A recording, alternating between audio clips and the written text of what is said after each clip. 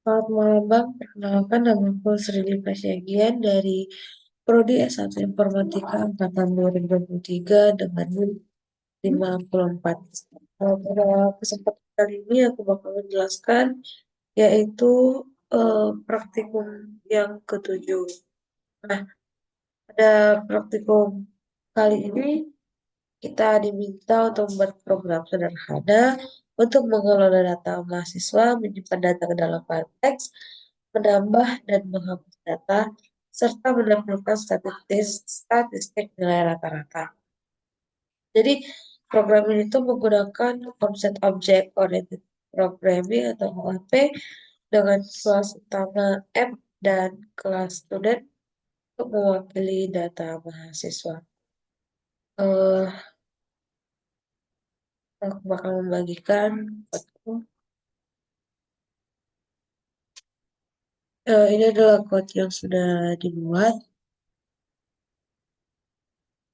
Aku akan menjelaskan garis-garis besarnya saja. Yang pertama yaitu kelas student. Jadi kelas student di sini itu menyimpan informasi dasar mengenai mahasiswa. Jadi memiliki beberapa atribut yaitu ID, name, age, dan juga score. Di mana ID di sini itu eh, di mana setiap mahasiswa itu memiliki ID yang dihasilkan secara otomatis. Terus nama mahasiswa itu harus ya mempunyai alfabet saja dan age untuk umur. Dan yang terakhir itu nilai mahasiswa dalam rentang 0 sampai 100. Kemudian memiliki konstruktor juga, di mana konstruktor student itu menerima name, age, dan juga score sebagai parameter. Jadi ini memakai metode validate name, validate age, dan juga validate score. Memastikan nilai-nilai tersebut memenuhi syarat tertentu. Jadi validate name untuk memastikan nama berisi huruf alfabet saja. Validate egg memastikan eh, kalau umur itu nggak negatif. Kemudian validate score itu untuk memastikan skor hanya berada di rentang 0 sampai 10. Kemudian yang terakhir ada metode string, di mana ini berguna untuk mengembalikan representasi string dari objek student dengan format ID, name, age, dan juga score. eh Selanjutnya kelas app.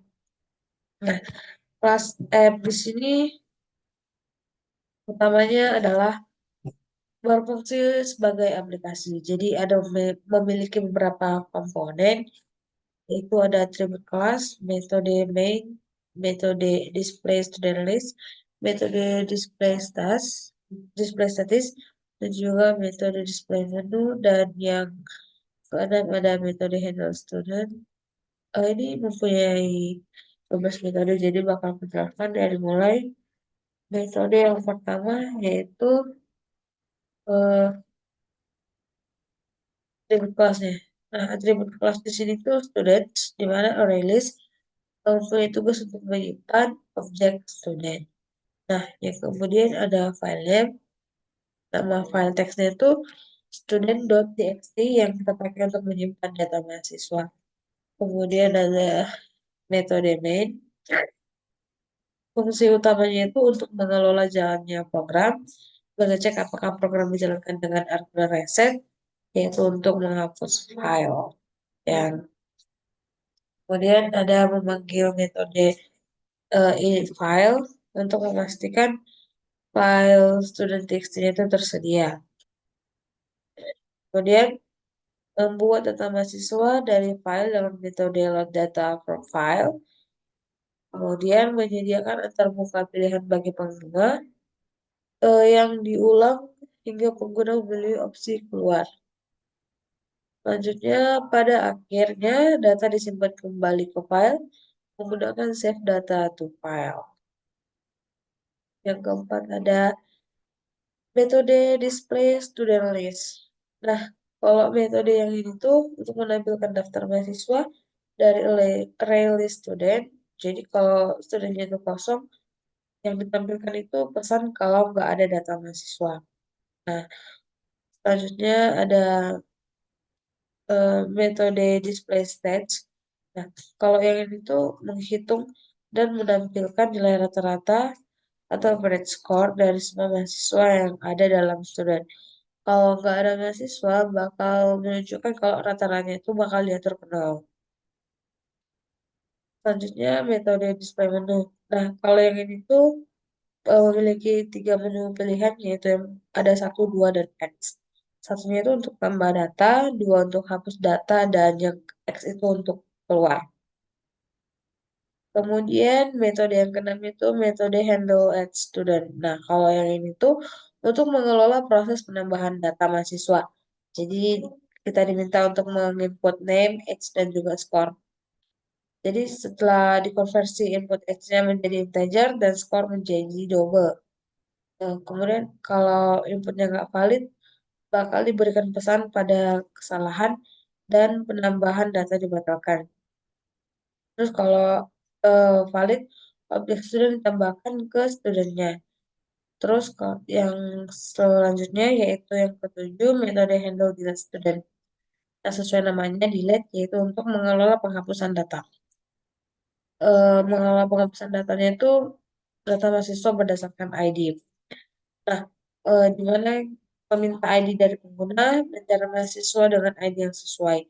Kalau belum ditemukan, mahasiswa dihapus dari student. Kalau nggak ditemukan atau ID tidak valid, akan muncul pesan kesalahan. Yang ke-8 yaitu metode infinite init file, membuat file student.txt. Kalau belum ada, jika kalau udah ada, tidak melakukan apapun. Kemudian metode delete file untuk menghapus file student.txt kalau file tersebut ada. 10. Metode save data to file. Jadi menyimpan data mahasiswa dari student ke file student.txt dalam format name, age, dan juga score.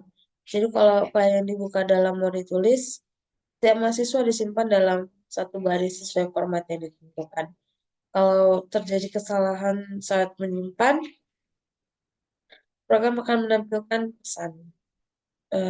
Selanjutnya yang ke-11, metode load data from file. Jadi load data from file di sini itu untuk membuat data mahasiswa dari student.txt. Setiap baris di dalam file diproses menjadi objek student yang valid dengan memisahkan name, age, dan juga score. Selanjutnya kalau terjadi kesalahan pada format baris tertentu, baris tersebut diabaikan dan muncul pesan kesalahan. Selanjutnya, mengembalikan array list yang berisi semua mahasiswa berhasil dimuat.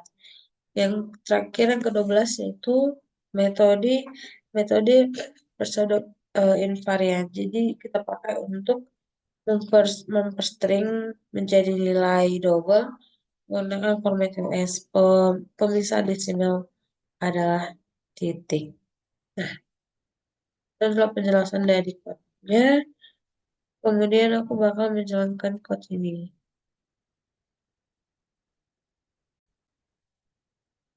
Pertama kita pilih satu untuk menambah data. Lalu kita masukkan namanya, misalnya eh kita masukkan Diva,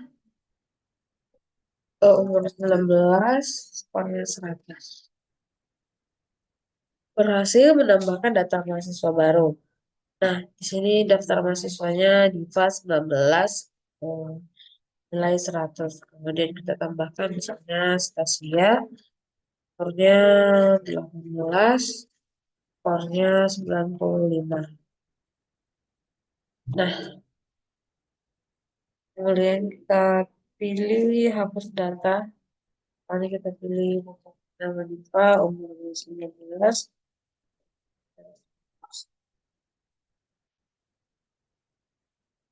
Dan kemudian pilih itu tambah lagi misalnya Lola,